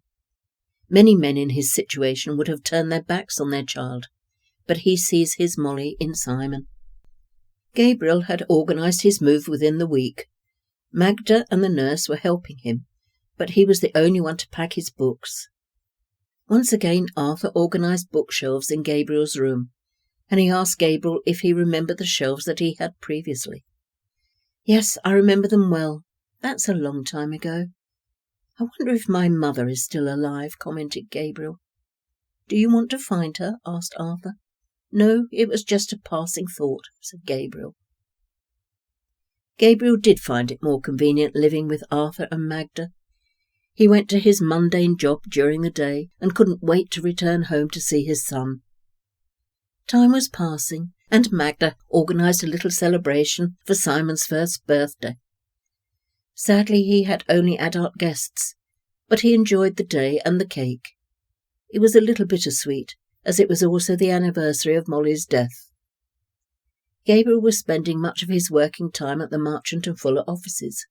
It was work which Gabriel was overqualified to undertake, but at least he had a good reception when he went into the offices. Henry always inquired after Simon and the General and Magda, and on a few occasions Myra visited Magda and had the pleasure of playing with young Simon. Gabriel received another blow in his working life. The senior partner in Gabriel's firm retired, and the other partners decided that they no longer needed Gabriel's services. When he arrived home on the day of his dismissal, he went straight to see his son, who was taking an afternoon nap at that time. He stood and stared down at him, and felt that he would have to make some serious decisions about the future of himself and his son. He then went to his room and sat deep in thought. Magda knocked and asked if he was well, as he was home so early. "I'm afraid that my services are no longer required," said Gabriel starkly. "Oh, Gabriel, I'm so sorry," said Magda. "Your father will be home shortly. We will all have to put our thinking caps on." "Of course," said Gabriel without much hope in his voice. Magda greeted Arthur when he arrived home and told him about Gabriel's dismissal. "This is just another blow for Gabriel, amongst so many blows that he has received over the years," said Magda, "and I don't know how to make it easier for him." "Neither do I," said Arthur. "I think that the fault could be mine. I should have persuaded him to go with his mother, and he would not have had any of this heartache. And we would not have had his love, and we would not have had the pleasure of young Simon," said Magda. "Perhaps we should not have encouraged him to try to achieve his dreams," said Arthur. "At least we can afford for him to be with us. Neither he nor Simon will go hungry, but that will not please Gabriel, as he is a very proud man," said Magda. "Perhaps you should go and see him now." Henry was expecting Gabriel to bring some corrected contracts to him, and he was surprised when a junior lawyer turned up. "Is Mr. Sanderson unwell?" he asked. "No, he no longer works for us," said the young man. "That is very sudden. I'm surprised. He seemed quite settled with your company, and very efficient," said Henry. "He may have seemed settled, but his face didn't fit with the partners, so they let him go," said the man. "What do you mean, his face didn't fit?" asked Henry, although he really knew what the answer was going to be. "Well, you know he's part Indian, and we have never really liked him working with us. The old senior partner took him on as a favour to his father, but he's retired now, so they no longer felt the need to keep him," said the young man, who seemed very knowledgeable about why Gabriel was dismissed. Henry looked at the man coldly, and he realised that he had said the wrong thing to Henry. "You can leave those contracts here, and you can inform your employers that Marchant and Fuller will no longer need their services," said Henry. "Good day, sir." "But we have a long-standing association with your company," said the young lawyer in panic. "You had a long-standing association," said Henry, and he got up and opened the door for the young lawyer to leave. Henry sat at his desk for a while, and he was fuming at the injustice of the situation. He thought about how James Marchant had ignored how he and Myra were being ostracised by the New York Society in the early days of their marriage, and had employed him regardless of any repercussions. He also thought about how Wendell and the rest of the Fullers would have reacted to this unfair situation. And finally, he thought about Liza, and knew that she would have supported his decision 100%. As far as legal firms were concerned, Henry knew that many were eager to have the Marchant and Fuller business. In fact, they already used other lawyers, so he would just increase that use. "I find it difficult to believe that young Simon's second birthday is approaching. Time is passing so quickly," said Myra to Henry one evening some months later. "Is it?" said Henry absent-mindedly. "You're deep in thought, Henry," said Myra. "Has something happened?" "I've had a letter from Liza. The town that she is living in is looking for a lawyer. It seems that there has been a rather sad event, and their town lawyer is dead, as is the young lawyer that he was training. They are looking for someone who would be happy to be a large cog in a small wheel," said Henry. "What are you thinking of, Henry?" asked Myra. "Well, you know that Gabriel Sanderson was really only carrying out mundane tasks, and now is unemployed because his mother was Indian, and there is so much prejudice here in New York. He is an exceptional lawyer, but was only ever given the work of an office junior," said Henry. "Do you think that Gabriel would be happy to hide himself away in a sleepy little town? Wouldn't the work be just as mundane as here?" said Myra. "It may be a sleepy town, but he would be responsible for all the residents in such a place, and that I believe would be far more interesting than what he has been doing, and of course now he is doing nothing," said Henry. "I suppose he could visit Benson and see if it is to his liking. I would think that Magda and Art would keep Simon with them. They can give him a good life and see to his education," said Myra. "Gabriel will not leave his son. I would place a bet on that," said Henry. "Before I tell Gabriel about Liza's letter, I wanted to know what you thought." "There is no harm in telling Gabriel about it. It could be just what he needs, a new start in a totally different place, with responsibility, rather than being treated like an outcast," said Myra. "I will send a note around to Gabriel asking him to call on me tomorrow," said Henry. When Gabriel arrived at Henry's office the following day, he was a little mystified, as he was aware that Henry knew that he no longer was employed at the lawyer's office. "Good morning, Henry. What can I do for you?" asked Gabriel. "There is nothing that I need you for, Gabriel. I wanted to have a talk to you about something that has recently come to my attention," said Henry. Gabriel looked puzzled. "That sounds rather serious." "It's nothing to worry about," smiled Henry. "I've had a letter from Liza Marchant. I believe you know the background of why she lives in the town of Benson." Gabriel nodded, as her recent history had been well publicised. "Well, that town has lost its only lawyer, and they are looking for someone to look after the interests of all the residents of Benson," said Henry, and he showed Liza's letter to Gabriel. "It sounds much more interesting than the depressing work that I have carried out over the past years. It seems that it is a situation that could be a new start for me," said Gabriel. "But I must, of course, give it some very serious thought. I do have Simon to consider." "I'm sure that Magda would be more than happy to look after Simon for you," said Henry. "Oh no, if I decide to pursue this, I will have Simon with me. I know that Magda and my father have been wonderful to us, but I do not want to be parted from Simon.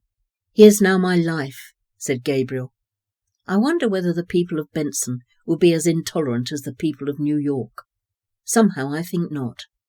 Well, if you do decide to take the matter further, I would suggest that you be totally honest with Liza, and I can assure you that she will be honest in return. If she feels that the people would be prejudiced against you, she would tell you, although I doubt that she would have made her home in such a town. Tell her exactly your situation, your parentage, that you have a son. In fact, as much as you would not want her to find out by any other means.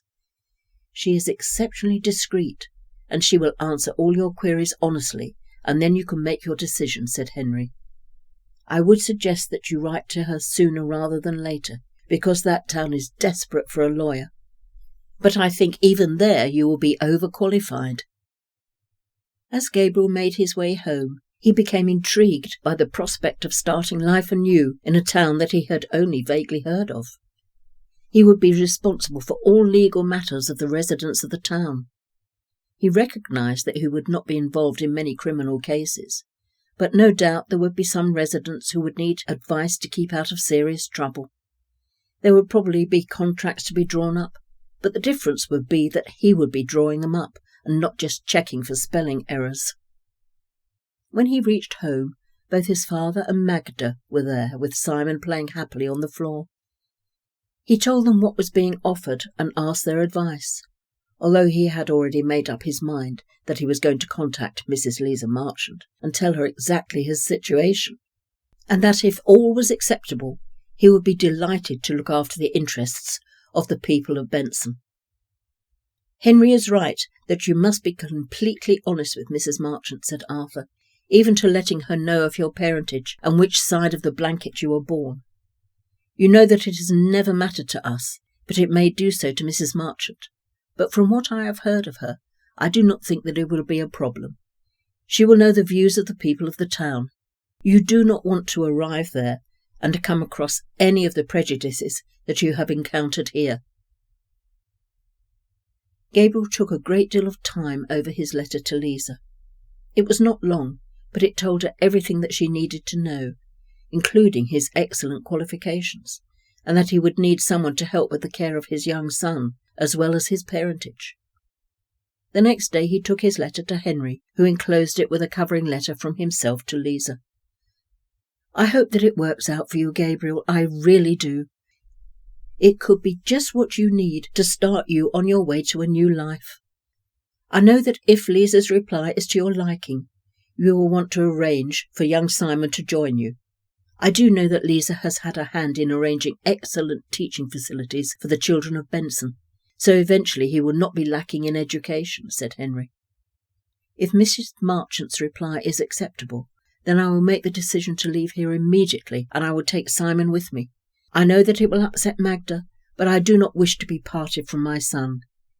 He is all that I have of Molly," said Gabriel. "The journey will be somewhat arduous for you. Are you going to employ a nurse to travel with you?" asked Henry.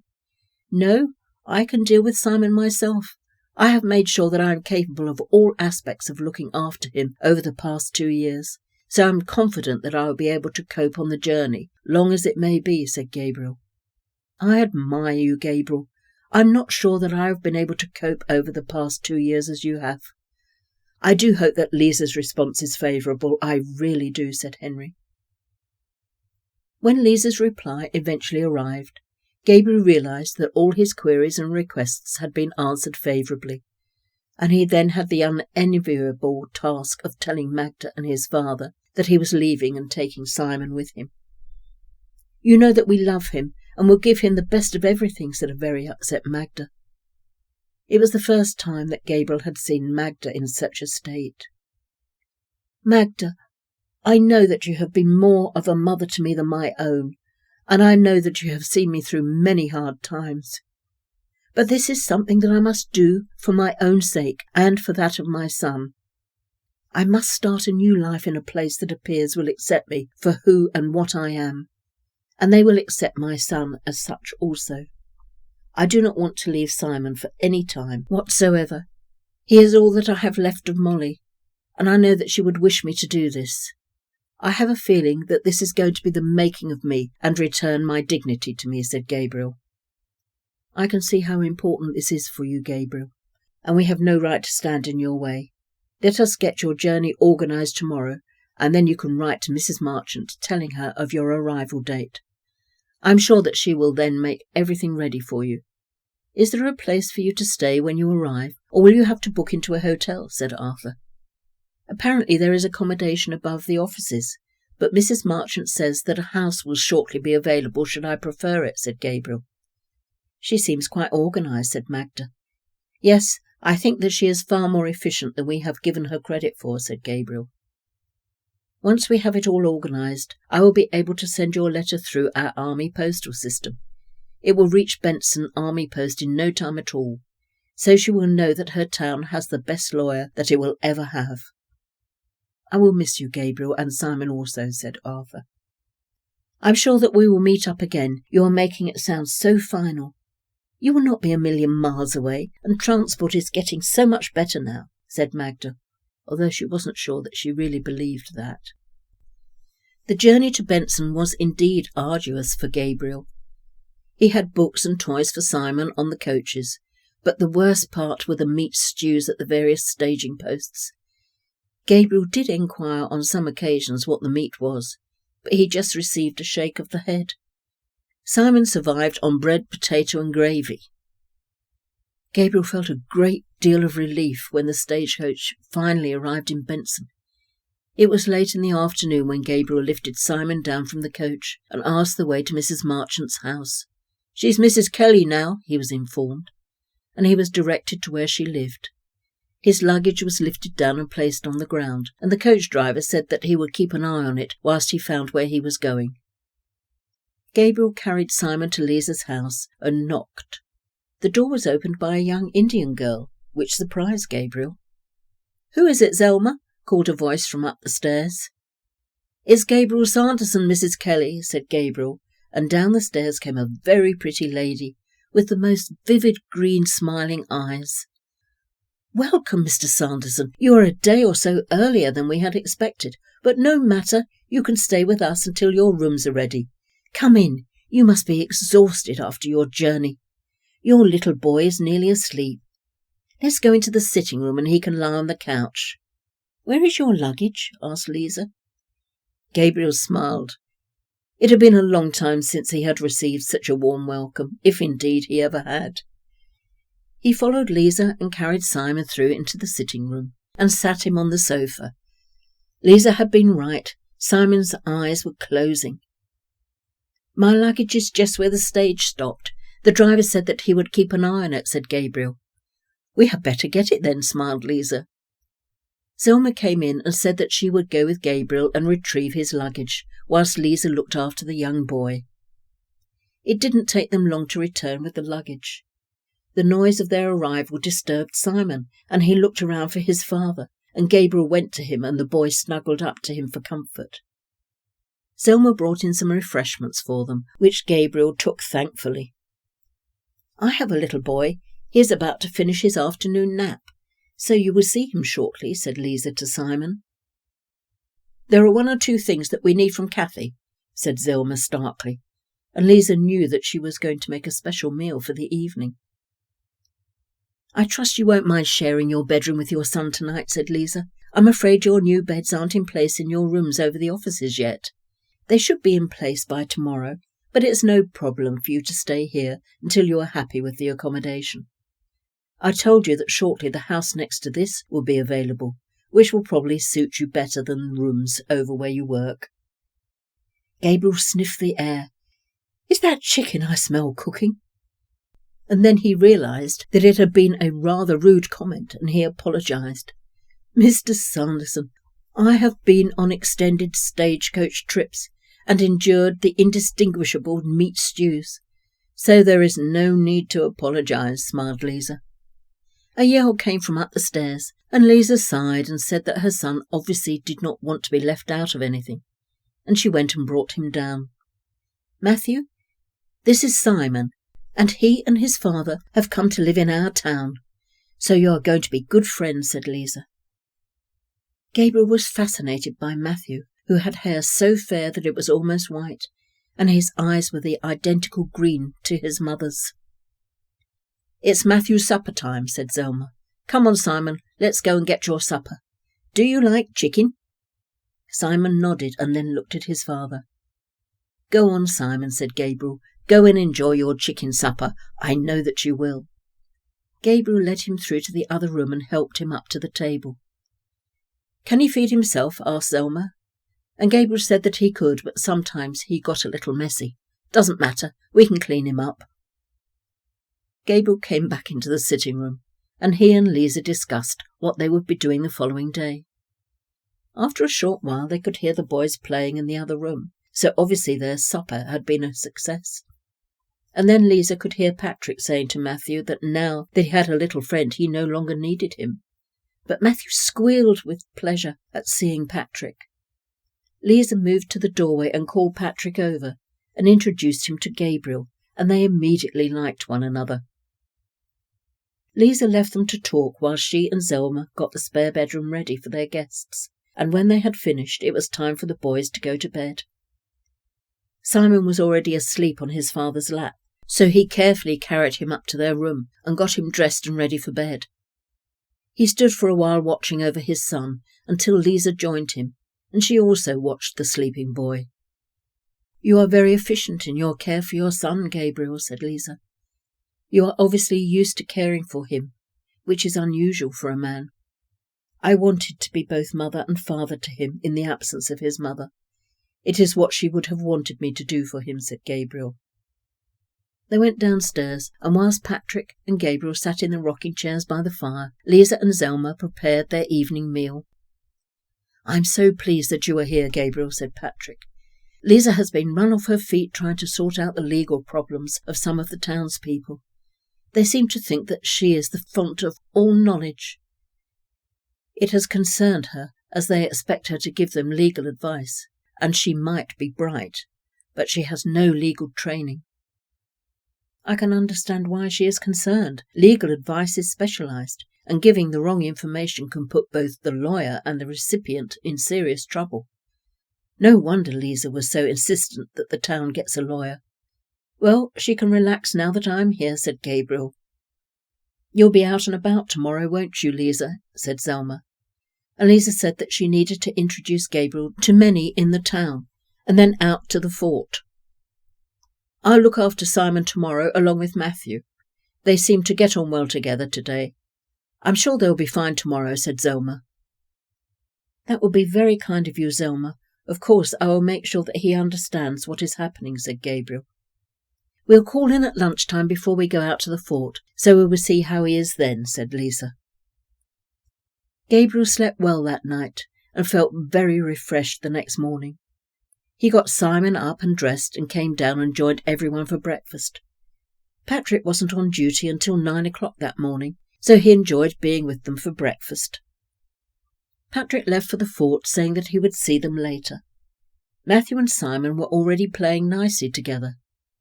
Gabriel was looking forward to seeing the town and also his offices, and he was soon ready to leave. Liza smiled at his enthusiasm and didn't keep him waiting long. That day Gabriel knew that he had made the right decision to come to Benson. He had been introduced to just about everyone. He was very aware that Kathy and Joe were the parents of Danny, who was accidentally killed by the town lawyer, who then took his own life, and as the lawyer had left everything to Danny, it therefore became Kathy and Joe's property.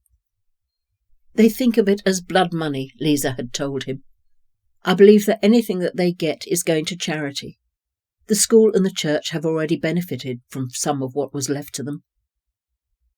"That must have been very sad," said Gabriel. "Yes, the whole of the town is still coming to terms with it," said Liza.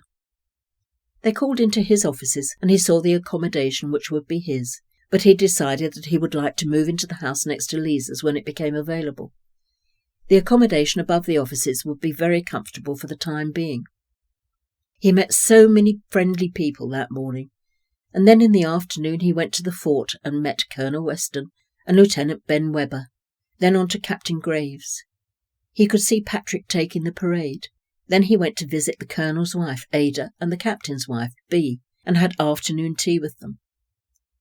They called in to see the carpenter, Charlie Penn, who said that the new beds would be ready by the following day, and once they were in place, all would be ready for him to move into the rooms. Liza, Zelma, and Kathy had already made the rooms comfortable for him and Simon. When they returned later that afternoon, Zelma had enjoyed looking after both Matthew and Simon. She said that they were no trouble, and that if Gabriel was agreeable, she would look after him every day whilst Gabriel worked. Gabriel was spending another night with Liza and Patrick, and as he lay in bed, he thought about all that he had done and seen that day, and he knew that Benson was exactly where he and Simon belonged. Nobody had snubbed him, nobody had ignored him. Everybody wanted to know him, and nobody looked at him as if he was different. He was happy, but the only thing that could possibly have made it better would have been if his Molly had been with him to enjoy the experience. Gabriel Sanderson appears in For All Time, the first book in the Liza Marchant series, which is now also available as an audiobook.